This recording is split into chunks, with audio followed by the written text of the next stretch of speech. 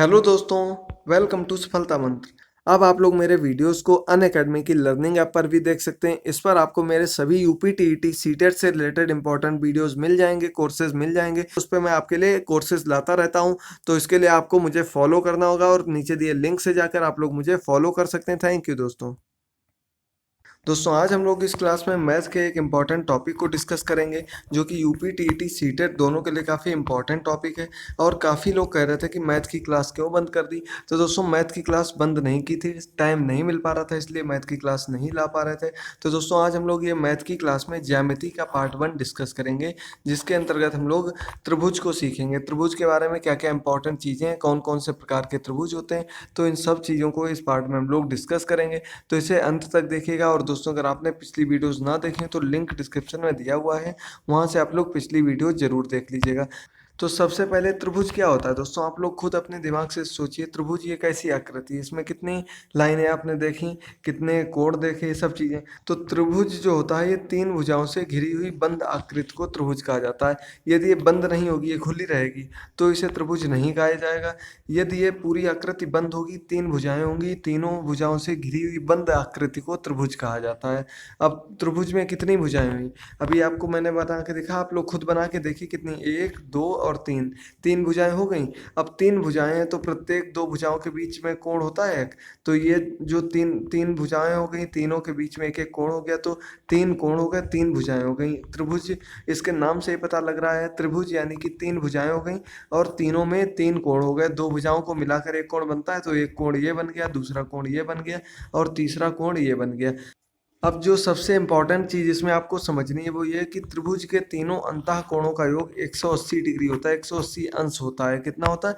180 अंश। अभी मैंने आपको क्या बताया, ये देखिए 3 कोण हो गए, तो कोण ए प्लस कोण बी प्लस कोण सी का मान कितना होगा?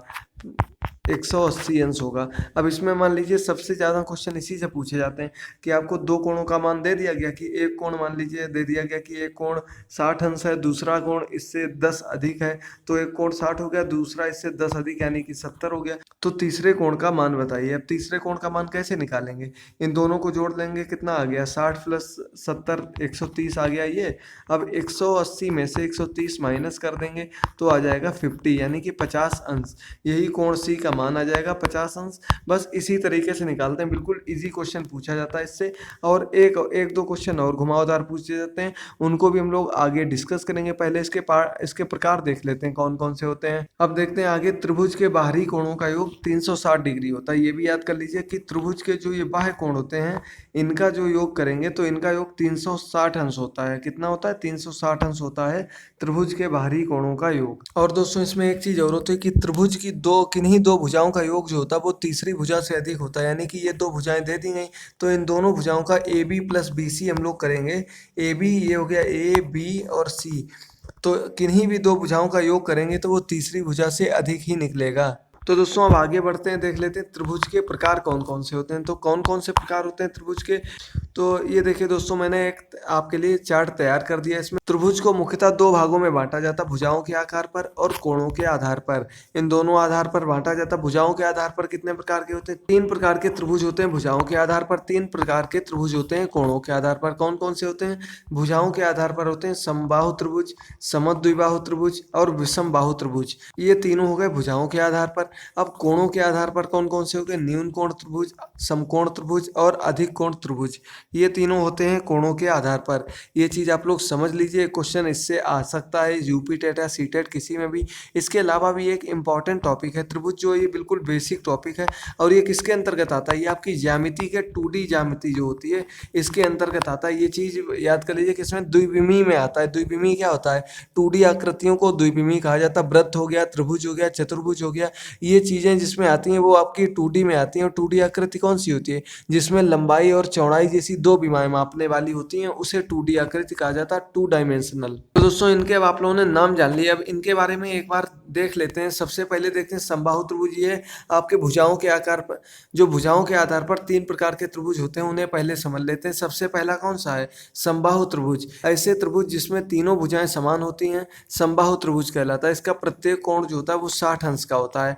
ये चीज़ याद रखिए, इसमें तीनों भुजाएं बराबर होती हैं, यानी कि ये भुजा और ये भुजा, तीनों भुजाएं जब बराबर होती हैं तो उस त्रिभुज को समबाहु त्रिभुज कहा जाता है। याद कर लीजिए आप लोग, ए बी बराबर बी सी बराबर सी ए इसमें होता है। इसका जो मेन पॉइंट है वो है इसके प्रत्येक कोण का मान जो होता है वो 60 डिग्री होता है। दूसरा आता है समद्विबाहु त्रिभुज। इसमें क्या होता है, ऐसे त्रिभुज जिसकी दो भुजाएं समान होती हैं उसे समद्विबाहु त्रिभुज कहते हैं। यानी कि कोई भी दो आमने सामने की भुजाएं, ये देखिए ए बी और सी ये मान लेते हैं हम लोग त्रिभुज, तो ए बी बराबर बी सी होगा, यानी कि दो भुजाएं बराबर होती हैं तो ऐसे त्रिभुज को समद्विबाहु त्रिभुज कहा जाता है। क्या तीसरा आता है विषम बाहु त्रिभुज। ऐसे त्रिभुज जिसकी कोई भी भुजा समान नहीं होती उसे विषम बाहु कहते हैं, यानी कि इसकी ना तो ये भुजा बराबर है, ना ये बराबर, ना ये, यानी कि तीनों भुजाओं का मान जो होता है वो अलग अलग होता है। ऐसे त्रिभुज को विषम बाहु त्रिभुज कहा जाता है। अब ये तीनों आपके हो गए भुजाओं के आकार पर, आपने पढ़ लिए होंगे, समझ लिए होंगे। अब बढ़ते हैं आगे। जो दूसरा टाइप होता है ये आता है आपका कोणों के आधार पर। कोणों के आधार पर कौन सा, सबसे पहले आता है न्यून कोण त्रिभुज। कैसा आता है न्यून कोण त्रिभुज में, क्या होता है, ऐसा त्रिभुज जिसके प्रत्येक कोण न्यून कोण होता है, यानी प्रत्येक कोण की माप 0 से 90 अंश के बीच में होती है। यानी कि 0 कोण से अधिक, 0 अंश से अधिक होती है और 90 अंश से कम होती है। इसके बीच में जब मान होता है तो उसे न्यून कोण त्रिभुज कहा जाता है। प्रत्येक कोण का मान, एक का नहीं कहा गया, तीनों कोणों का मान जब 90 से कम होगा तो ऐसे त्रिभुज को न्यून कोण त्रिभुज कहा जाता है। जैसे भी मैंने ऊपर आपको एक क्वेश्चन बताया था जिसमें एक कोण 60 दे दिया गया, दूसरा 70 दे दिया गया, तीसरा निकाला हम लोगों ने 50 आ गया। तो इसके देखिए तीनों कोण जो है वो 90 अंश से कम हो गए, तो तीनों जब 90 से कम हो गए तो ये न्यून कोण त्रिभुज हो गया। और समकोण क्या होता है, समकोण 90 अंश के कोण को कहा जाता है समकोण। नेक्स्ट पार्ट में हम लोग कोणों के बारे में अच्छे से पढ़ लेंगे। तो इसका दूसरा जो आता है टाइप, ये आता है समकोण त्रिभुज। समकोण त्रिभुज क्या होता है, यदि किसी त्रिभुज का एक कोण समकोण हो यानी कि 90 अंश का हो, 90 अंश के कोण को समकोण कहा जाता है। ये इस प्रकार का त्रिभुज बनता है, इसे समकोण त्रिभुज कहा जाता है। ये इसका एक कोण जो होता है 90 अंश का होता है, इसलिए इसे समकोण त्रिभुज कहा जाता है। और दोस्तों इससे रिलेटेड एक क्वेश्चन आपका एग्जाम में पूछ दिया जाता है जो कि पाइथागोरस प्रमेय होती है, वो समकोण त्रिभुज के लिए ही होती है, जिसमें कि ये आपका लंब होता है, ये आधार होता है और ये कर्ण होता है। अब इसमें कर्ण का स्क्वायर जो होता है वो होता है लंब के स्क्वायर और आधार के स्क्वायर के बराबर होता है। अब इसमें क्वेश्चन जरूर एक पूछा जाता है, इसमें कैसा क्वेश्चन बनता है, इसमें मान लीजिए आपको ये भुजाओं की माप दे दी जाती है और कह दिया जाता है किस प्रकार का त्रिभुज है। तो इसमें आप लोग कैसे निकालें, मान लिया आपको दे दिया गया कि 3, 4, 5 ये भुजाओं की माप दे दी गई है, आपको ये भी नहीं मालूम है कौन सा त्रिभुज है, सिर्फ आपको माप दे दी गई है और ये पूछा गया कि ये समकोण त्रिभुज है या नहीं है। तो इस प्रकार से जब आपको माप दे दी जाएंगी तो आप लोग कैसे निकालेंगे, पाइथागोरस प्रमेय। पाइथागोरस प्रमेय अभी मैंने आपको बताया, इसमें क्या होता है, कर्ण का स्क्वायर यानी कि 5 का स्क्वायर कितना होता है, 25 होता है, बराबर लंब के स्क्वायर यानी कि लंब कितना 3 दिया गया तो 9 हो गया, और आधार कितना 4 दिया गया, 4 का स्क्वायर होता है 16। तो इसमें कर्ण का स्क्वायर जो होता है, कर्ण का वर्ग करने पर आधार और लंब के योग के बराबर होता है, जो इसका स्क्वायर आएगा, तो इसका 9 हो गया, इसका 16 हो गया, 9 + 16 कितना 25 आता है, तो 25 बराबर 25 आ गया, यानी कि ये समकोण त्रिभुज है। अब एक क्वेश्चन इसका ऐसे बनता है कि समकोण त्रिभुज की आपको कर्ण दे दिया गया और लंब दे दिया गया, आधार की माप खुद निकालनी है, तो वो भी आप लोग पाइथागोरस प्रमेय से आसानी से निकाल सकते हैं। बस याद रखिए पाइथागोरस प्रमेय जो होती है इसमें क्या किया जाता है, कर्ण का वर्ग बराबर आधार के वर्ग प्लस लंब के वर्ग के बराबर होता है। पाइथागोरस प्रमेय से भी एक बार क्वेश्चन पूछा जा चुका है, ये समकोण त्रिभुज के लिए होती है। अब आगे बढ़ते हैं, अधिक कोण त्रिभुज।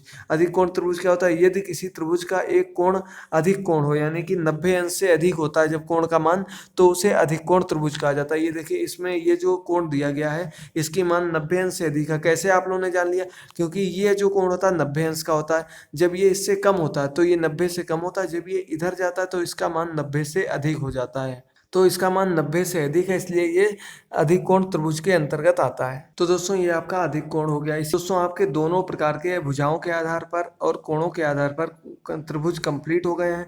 बस ये यहीं तक आपका चैप्टर था, मैंने आपको थोड़ी जानकारी देने के लिए ये वीडियो बना दी थी। और शाम को आपको एक प्रैक्टिस सेट की वीडियो मिलेगी जिसके अंतर्गत हम लोग एक प्रैक्टिस सेट सॉल्व करेंगे, जिसकी वीडियो आपको रात को 10 बजे मिलेगी रोज की तरह। और दोस्तों एक वीडियो आपको सुबह मिलती है। तो दोस्तों बताइएगा त्रिभुज टॉपिक आपको समझ में आया या नहीं आया दोस्तों। साथ ही साथ अब एक हम लोग क्वेश्चन सॉल्व कर लेते हैं इसका। जैसे कि एक क्वेश्चन आपको दे दिया गया कि त्रिभुज के दो कोणों का योग, एक कोण का मान 70 डिग्री दिया है, दूसरे का मान दिया है 45 डिग्री, तो तीसरे का मान ज्ञात करना है आपको। अब तीसरे का मान कैसे निकालेंगे? अभी मैंने आपको क्या बताया था कि तीनों कोणों का योग जो होता है वो 180 होता है। तो इन दोनों का मान कितना आएगा? 70 और 45 115 हो गया। 115, अब 180 में से 115 जब हम लोग माइनस कर देंगे तो जो मान आ जाएगा वही कोण हो जाएगा। तो इसका मान कितना आ जाएगा? 65 आ जाएगा। 65 डिग्री, यही आपका आंसर हो गया, यही कोण हो गया। और ये किस प्रकार का त्रिभुज है? जब इसके देखिए तीनों कोण जो दिए गए हैं वो न्यून कोण है, तो ये न्यून कोण त्रिभुज हो गया कि नहीं हो गया? बस यही आपका इसी तरीके से देखना होता है। बस आपका त्रिभुज टॉपिक कंप्लीट हो गया है। तो दोस्तों अगर आपको वीडियो पसंद आई तो इसे लाइक करना ना भूलें, अपने सभी दोस्तों के साथ वीडियो को शेयर कर दें। थैंक यू दोस्तों।